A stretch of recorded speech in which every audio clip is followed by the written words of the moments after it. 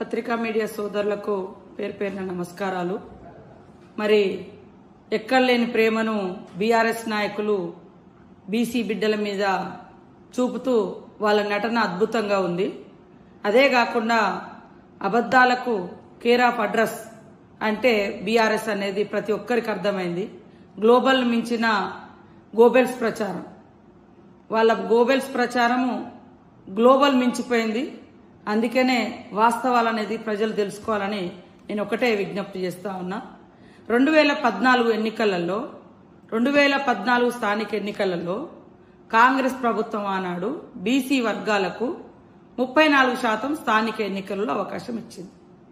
2014లో మీరు అధికారానికి వచ్చిన తర్వాత 2019లో స్థానిక ఎన్నికలు జరిగితే బీసీలకు ఇచ్చింది నువ్వు 22%. గొంతు కోసింది ఎవరు? నువ్వు.